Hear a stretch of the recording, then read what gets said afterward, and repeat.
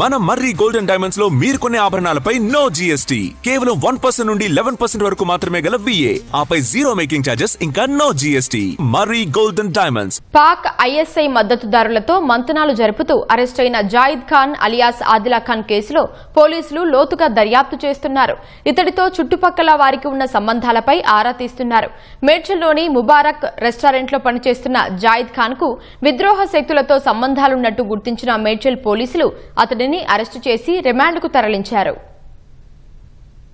Zayed Khan కు విద్రోహ శక్తులతో సంబంధాలున్నట్లు గుర్తించిన మేడ్చల్ పోలీసులు కొన్ని కీలక వివరాలు రాబట్టారు. ఉత్తరప్రదేశ్ ఖజియాబాద్ కు చెందిన జాయిద్ ఖాన్ 4వ తరగతి వరకు చదివాడు. 2021లో కోల్కతా వెళ్లి దుస్తుల వ్యాపారి వద్ద సహాయకుడిగా పనిచేశాడు.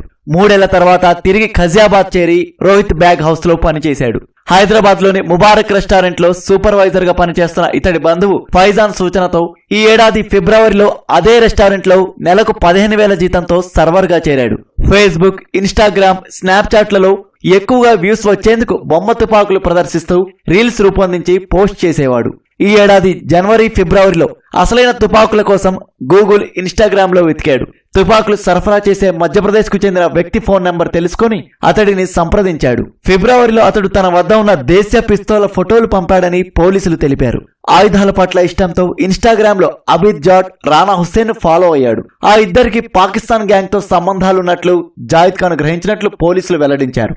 ఇంకా పాక్ గ్యాంగర్ షహజాద్ భట్టీకి పాక్ ISI మద్దతున్నట్లు నిందితుడు తెలుసుకున్నాడు. ఏప్రిల్ 4న అబిద్ జాట్ సూచనతో ప్రయాగరాజ్ కు చెందిన చోటా యోగి అనే వ్యక్తి లొకేషన్ వివరాలను జాయిద్ ఖాన్ వారికి షేర్ చేసినట్లు పోలీసులు పేర్కొన్నారు. తన మొబైల్ నెంబర్ కూడా వారికి పంపాడు. ఆ ఇద్దరి ఫోన్ నెంబర్లు తీసుకొని జాయిద్ ఖాన్ మంతనాలు ప్రారంభించాడు. ఇతడి కంటెంట్ కు క్రమంగా వ్యూస్ సంఖ్య పెరగడంతో వారు చెప్పినట్లు చేసేందుకు సిద్ధమయ్యాడు. ఈ నెల 10న అబిద్ జాట్ తన ఫోటో కింద పాకిస్తాన్ డాన్ అబిద్ జాట్ పేరుతో 1000 పోస్టర్లు తయారు చేసి ఖజియాబాద్ లో అంటించాలని ఆదేశించారు. గోడలకు అంటించేటప్పుడు వీడియోలు తీసి తనకు పంపితే పిస్టల్ ఇస్తానని ఫోన్లో చెప్పడంతో నిందితుడు సిద్ధమయ్యాడని పోలీసులు తెలిపారు. తాను ఖజియాబాద్ వెళ్లినప్పుడు అంటిస్తానని అంగీకారం కుదుర్చుకున్నాడు.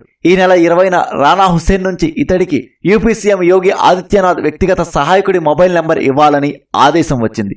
దీంతో అంతర్జాలంలో వెతికి యూపీ కేబినెట్ సభ్యుల ఫోన్ నెంబర్లు వారికి పంపాడు. తనకు ఆయుధం ఏర్పాటు చేయాలని రానా హుస్సేన్ ను అడిగితే 65,000 ఇస్తే పిస్టల్ ఇప్పిస్తానన్నట్లు తెలిపారు. తన వద్ద డబ్బు లేదని చెప్పడంతో ఖజియాబాద్ లో పోస్టర్లు అంటించాక పిస్టల్ తీసుకోవచ్చని ఆశ చూపారు. అబిద్ జాట్ మీమోస్ జాట్ 333 పేర్లతో ఉన్న వాట్సాప్ ఛానళ్లను ఇతడు ఫాలో అయ్యాడు. అనంతరం అబిద్ జాట్ రానా హుస్సేన్లు నిర్వహిస్తున్న సామాజిక మాధ్యమాల గ్రూపుల్లో తనను చేర్చాలని కోరాడు.